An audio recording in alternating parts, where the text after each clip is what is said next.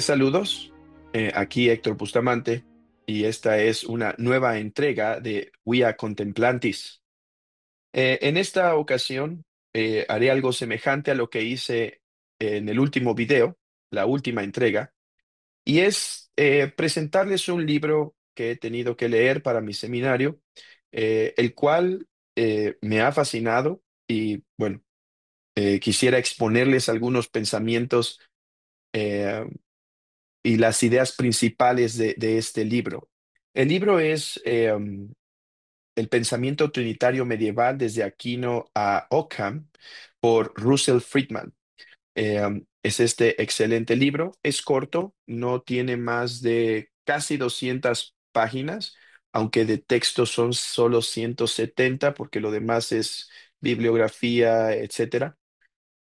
Y eh, este es un libro denso, ¿sí? No es un libro fácil, incluso aunque es un libro que en un sentido es una destilación de una obra más grande de este autor, eh, escrita en dos volúmenes, que creo que constituye más de 1200 páginas, en donde él trata con temas semejantes a los que lidia aquí, pero obviamente considerando más puntos, una tradición más amplia. Aquí solamente se enfoca en 100 años prácticamente.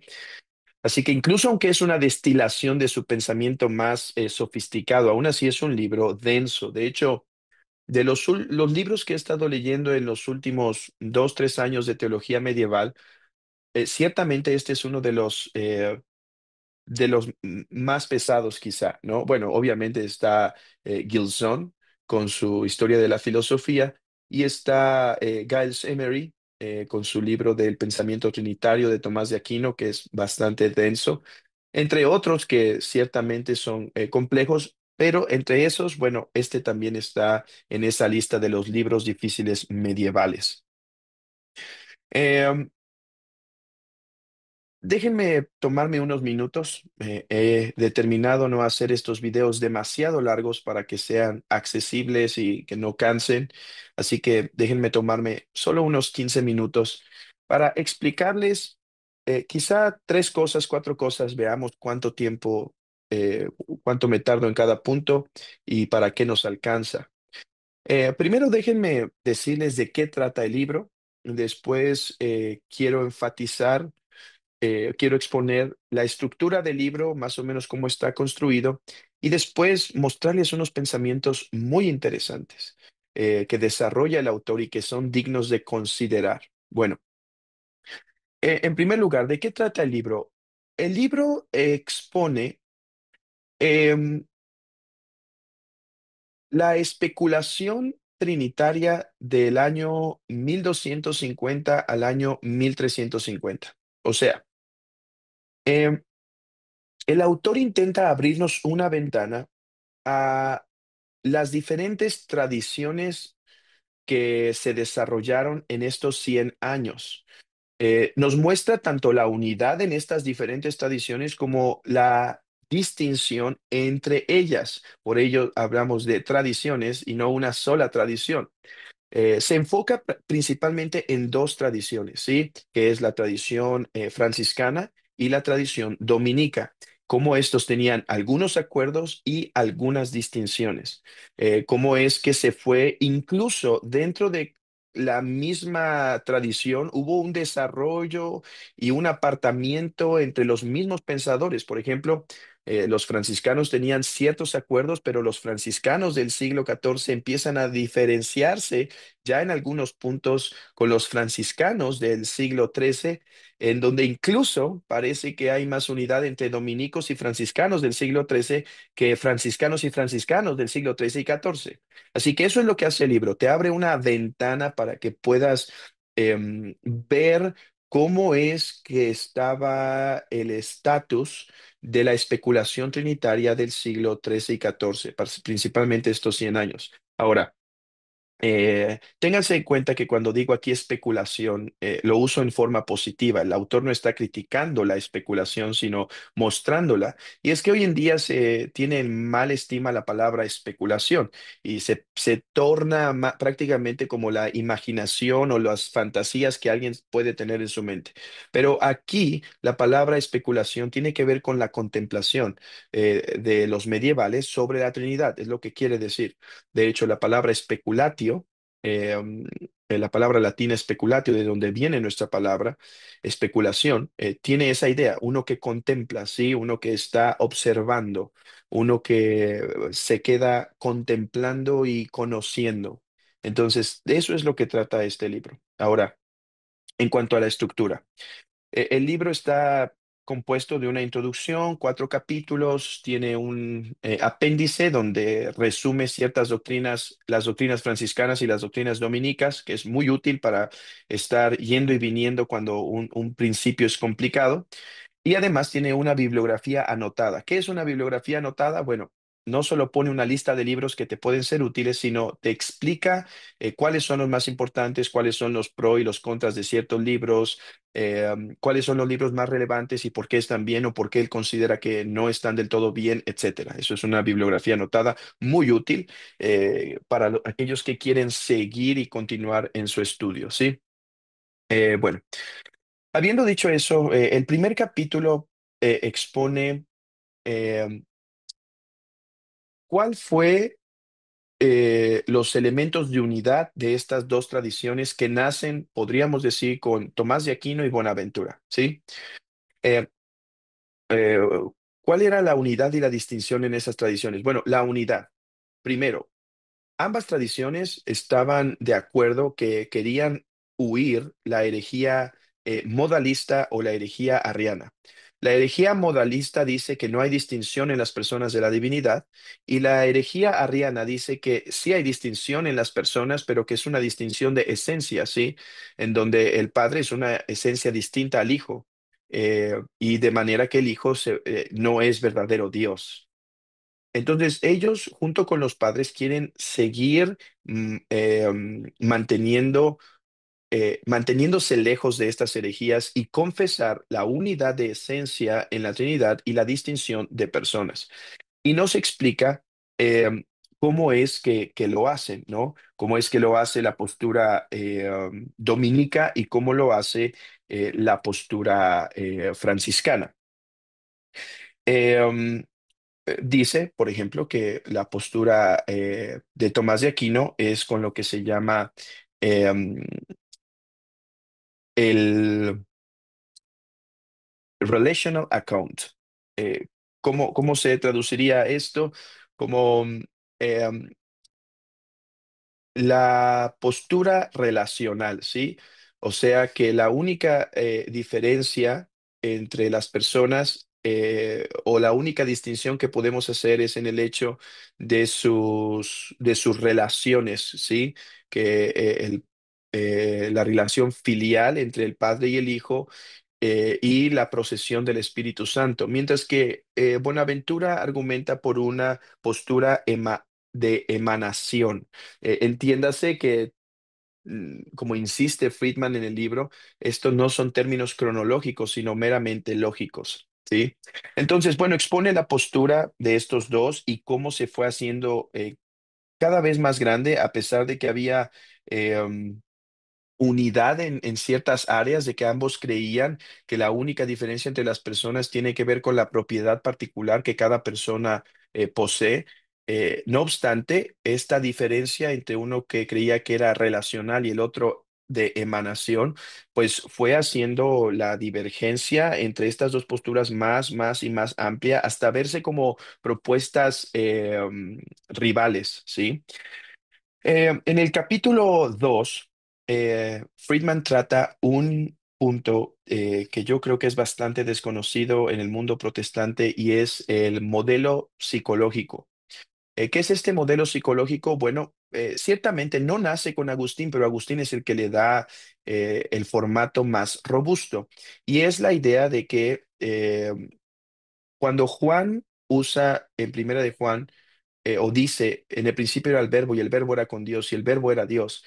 Agustín propone que esta forma de hablar de la segunda persona como el verbo, como la palabra, nos da entrada a que podamos comprender la distinción de las personas en la Trinidad a través de cómo en nosotros ocurre esa formación del concepto y demás. Eso es lo que se llama el modelo psicológico, ¿sí?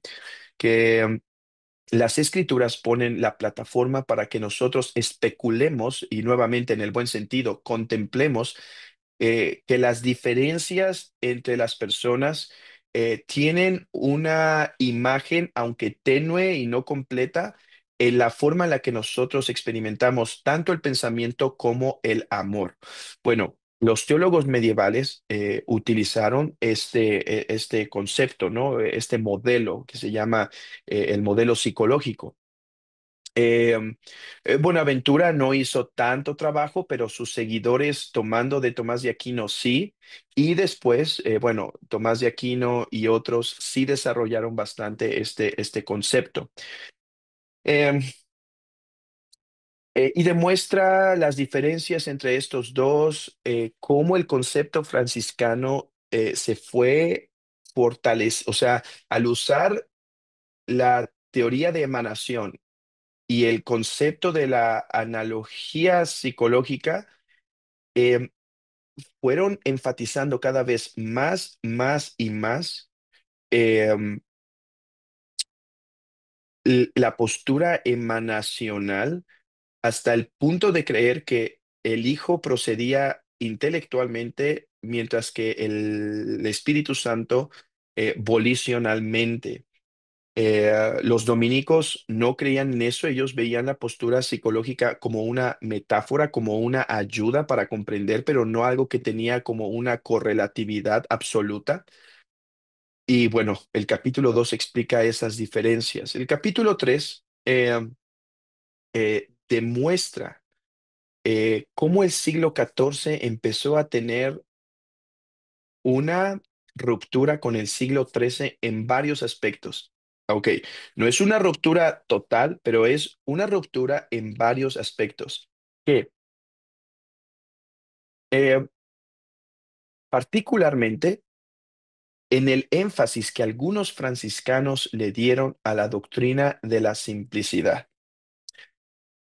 Un énfasis en donde empezó a producir que la tradición franciscana empezara a relegar la doctrina de la o el punto del modelo psicológico.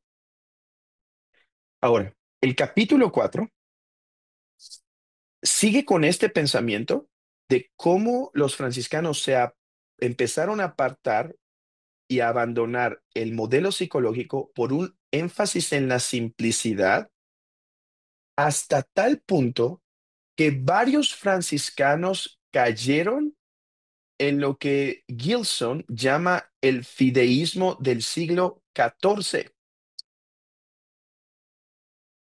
Eh, y así es como concluye el libro. Concluye el libro evaluando cuáles fueron las razones por las que en el siglo XIV empezamos a ver una postura más fideísta, en donde la razón cada vez tiene menos lugar en la cuestión de la especulación trinitaria. Eh, Déjenme terminar aquí el breve resumen. Espero que les dé una idea de lo que trata y quedarme con y dejarlos con este pensamiento, ¿sí? Porque me pareció muy curioso lo que propone Friedman. En primer lugar, Friedman propone que los franciscanos del siglo XIV empezaron a confesar una doctrina de la simplicidad en donde se limitaba o se quitaba cualquier posibilidad de composición en la Trinidad hasta tal punto que para ellos especular eh, sobre el modelo psicológico era poner la doctrina de la simplicidad en riesgo. No nos equivoquemos. Buenaventura, Tomás de Aquino y esas tradiciones en su principio, todos defendían una robusta doctrina de la simplicidad. Cierto que Don Scotus confiesa una doctrina de la simplicidad que se empieza a apartar de la tradición de Buenaventura y de Tomás de Aquino, en donde él ya ve incluso una distinción formal en los atributos de Dios que son la base y la razón por la cual podemos, son la base o razón que hacen incluso la distinción de personas en la Trinidad. Cierto que con él tenemos eso. Bueno, el siglo XIV cae en una quizás sobrereacción a Don Scotus y lo que hacen es solo afirmar que las personas son distintas y eh, solo afirmar eh, sin poder especular, contemplar de cómo es esa distinción. En verdad, en varias partes del libro, ellos simplemente se quedan en un dicho como las tres personas de la Trinidad son tres porque así es, y ya, no busques más. Bueno, ¿qué pensamiento quiero traer a sus mentes? ¿Cuán importante es tener una correcta doctrina de la simplicidad? Porque el tener una mala doctrina de la simplicidad puede terminar en un Don Scotus donde pone incluso distinciones en los atributos y eso termina en una distinción bastante peligrosa en la doctrina de la Trinidad. En segundo lugar, tu doctrina de la simplicidad puede ser tan cerrada que termines eliminando la posibilidad de distinción de personas. ¿Cuán importante es entonces ir a las escrituras y contemplar las escrituras con la gran tradición para entender cuál es la doctrina de la simplicidad que emana del texto de las escrituras? Ahora, en segundo lugar,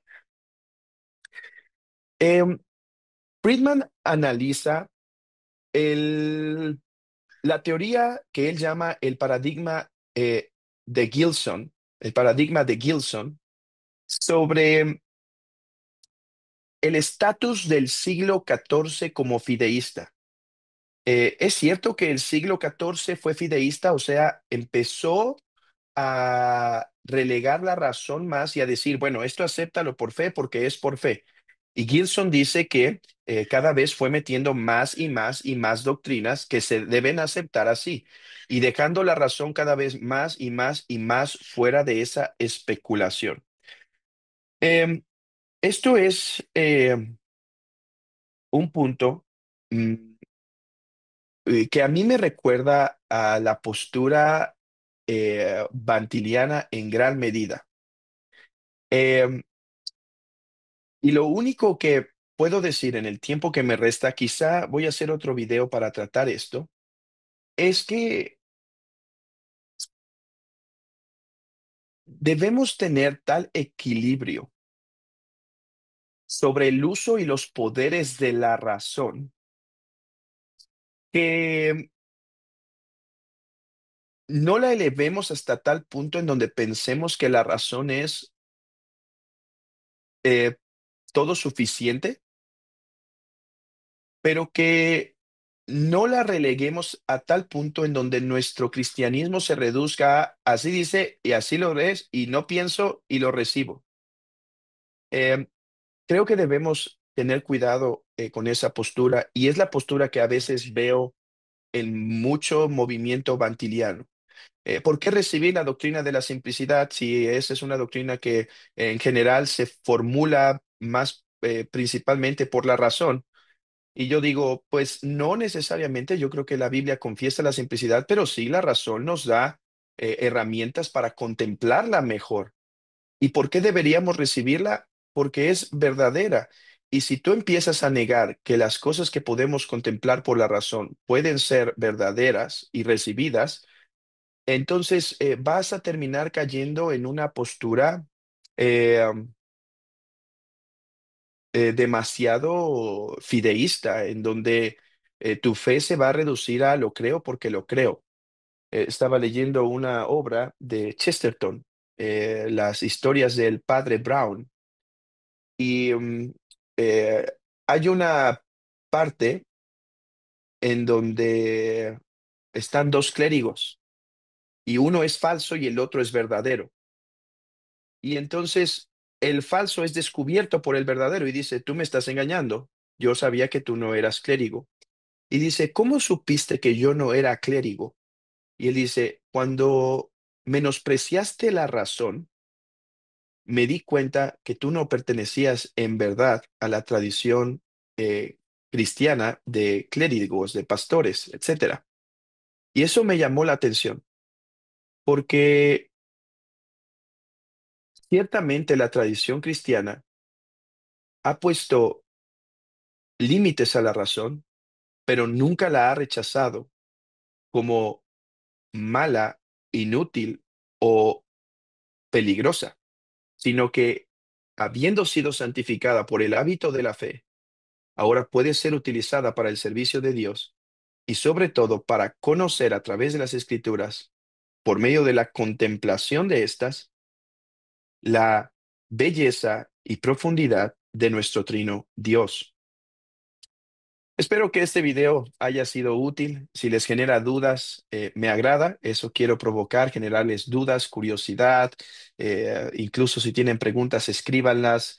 Y bueno, veamos qué pasa. Si no fue demasiado útil y solo trajo confusión, también escríbanlo y quizá después puedo traer algunas aclaraciones. Estos son breves videos, no puedo explicar cada término y punto que menciono, pero espero que les estén ayudando. Que la paz sea con ustedes.